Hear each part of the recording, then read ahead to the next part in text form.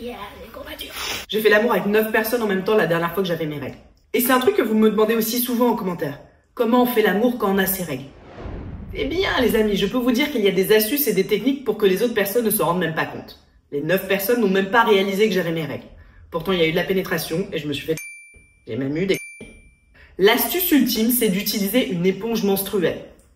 C'est un petit quelque chose, qui est une éponge, qui ressemble par exemple à ça, et qui va permettre de jouer sans aucune trace et d'une façon très confortable. L'éponge menstruelle, c'est ce qui est utilisé par les travailleuses du sexe. Bah oui, elles vont pas s'arrêter de travailler un tiers de l'année. Donc, elles ont utilisé cette petite astuce qui est l'éponge. Et en fait, qui est assez peu connue. Donc, c'est ça que je vais vous partager ici parce que je vous assure, 9 personnes ne se sont rendues compte de rien grâce à ça. Et moi, du coup, j'utilise plus que ça pour jouer. Comment on l'utilise bien, cette éponge? Parce qu'il y a des petites astuces à connaître. Alors déjà, vous en doutez, c'est assez petit et assez fin, donc ça absorbe pas énormément. On va le mettre uniquement au moment de jouer. Et on peut jouer pendant 2-3 heures avec. Et si on joue plus de 2 heures, on va la changer. Moi, ça m'arrive de la changer 2 ou 3 fois. Il n'y a aucune contre-indication à ça. Mais si vous la changez pas assez souvent, il risque d'y avoir des traces. Alors que sinon, ni vu ni connu. Vous allez vraiment faire l'essai, la positionner au bon endroit, je vais vous expliquer après comment. Et vraiment, une personne peut vous doigt, on peut vous faire un... La personne n'aura aucun goût de sang et visuellement, il n'y aura aucune trace. Et là, je vous entends me dire, mais alors pourquoi on n'utilise pas ça à chaque fois? C'est révolutionnaire, Aurélie. Oui, c'est révolutionnaire, mais c'est compliqué à utiliser. Et il y a plein de femmes qui n'arrivent pas à le retirer. Je vais encore une fois vous expliquer après comment. Et vous proposer une autre solution si finalement vous n'êtes pas à l'aise avec ça. Alors déjà, au niveau du positionnement, c'est tout simple. Cette petite éponge, vous voyez, elle est toute molle. Elle se plie. Eh bien, on va la plier au maximum. Et on va aller l'enfoncer et la positionner au niveau du col de l'utérus. Donc vraiment tout au fond. Et le plus à plat possible pour que ça absorbe. Donc on la plie bien. Et donc ensuite, toutes les pénétrations qu'on aura, que ce soit des pénétrations, des pénétrations avec un des pénétrations avec une banane, eh bien, seront en dessous, d'accord? Et le sang sera arrêté au-dessus. Donc, il n'y aura pas de traces, même sur les mains, même sur la banane. Et ce qui est intéressant, c'est que même si jamais la personne a une banane très longue, eh bien, en fait, on sent rien. On va taper sur de l'éponge, et l'éponge, elle est molle, et elle va se confondre avec toutes les parois du... Le petit problème, c'est pour les femmes qui ne sont pas très à l'aise avec leur corps et qui connaissent mal leur anatomie. Cette éponge se positionne très profondément. Et comme vous voyez, contrairement par exemple à un tampon, eh bien, il n'y a pas de fil. Donc, pour aller la retirer, il va falloir se mettre dans une position spéciale que je vais vous montrer accroupie ensuite. Pour les membres de mon cercle Patreon uniquement, parce que sinon YouTube va censurer cette partie, il va falloir aller la chercher très profondément. Ça nécessite donc d'être très à l'aise avec son corps, très à l'aise avec son anatomie et d'aller chercher au fond du cette petite éponge. Alors, je veux vous rassurer ici, l'éponge, elle ne peut pas partir, elle ne peut pas se perdre. Il y a plein de femmes qui mettent ça dans les commentaires sur les sites, qui disent qu'elles se sont retrouvées aux urgences parce qu'en fait c'était bloqué. Ça ne peut pas partir dans l'utérus. Le col de l'utérus au fond du vagin est une zone qui est fermée à part quand on accouche. Donc cette éponge est 100% sûre, il n'y a aucun risque qu'elle parte à l'intérieur du corps. Rassurez-vous. Juste parfois elle est tellement profondément, et en plus si elle est gorgée de sang, ça va être dur de la retirer. Mais c'est toujours possible.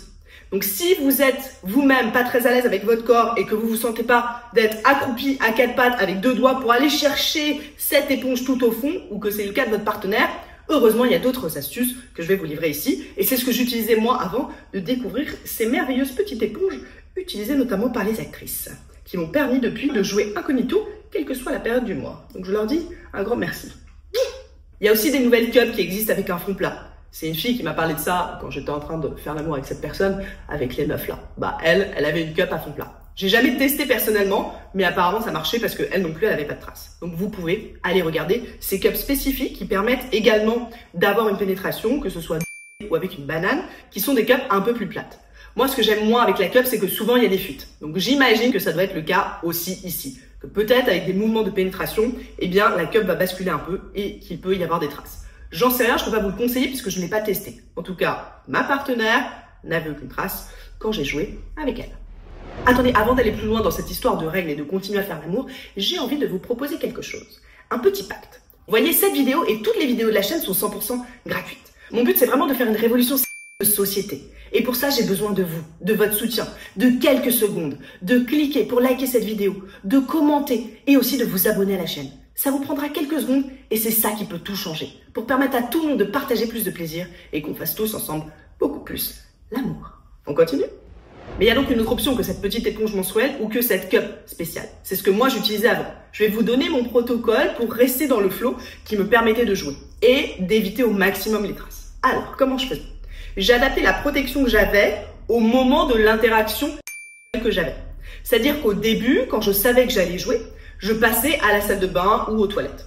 J'avais une protection interne, par exemple type tampon ou type cup, et j'allais d'abord nettoyer à l'eau claire, éventuellement avec un produit d'hygiène intime pour la partie extérieure de la vulve, pour être sûr qu'il n'y ait aucune trace de sang et aucun goût, pour me permettre de pratiquer du sexe oral, et que mon partenaire n'ait pas un goût ferreux ou des traces au niveau de sa bouche. Ce que je faisais aussi, c'est que j'allais doucement, avec mes mains lavées et savonnées, un petit peu introduire mon doigt pour retirer les traces avec de l'eau claire qu'il pouvait y avoir juste au début de l'entrée du. Ça me permettait de savoir que là, j'allais pouvoir jouer d'une façon 100% safe pour tout ce qui était externe. J'allais ensuite jouer avec mon ou ma partenaire d'une façon totalement sécurisée. On pouvait se toucher, caresser mon petit bourgeon, me faire plein de fois, commencer déjà à me lécher, plein de jeux en fait pour faire monter la tension et tout ce qui était externe. Il n'y avait pas de problème là-dessus. Parfois, on restait que sur de l'externe, parce que moi, je trouve qu'il n'y a pas du tout besoin toujours d'avoir une pénétration. Donc, très souvent, les jeux pouvaient rester là. Mais si j'avais envie d'autre chose, que ce soit avec les doigts, avec un jouet ou avec une banane si j'étais en interaction avec un homme, j'allais plus loin. J'arrêtais en me disant « Oh, je sentais que la personne avait envie d'aller à l'intérieur. » On parlait un petit peu. « Ok, attends, je reviens. » J'allais de nouveau dans la salle de bain ou les toilettes. Et là, je retirais le tampon ou la cup que j'avais. On ne pénètre pas quelqu'un qui a un tampon ou qui a une cup. C'est pas adapté. Donc, je la retirais à ce moment-là. Je refaisais une hygiène intime. Ça veut dire que je rinçais à l'eau claire. Et si j'avais un produit d'hygiène intime vraiment adapté à la flore, tout l'extérieur de ma vie. Avec mes mains lavées, encore une fois, avec de l'eau et du savon, je nettoyais l'entrée de mon.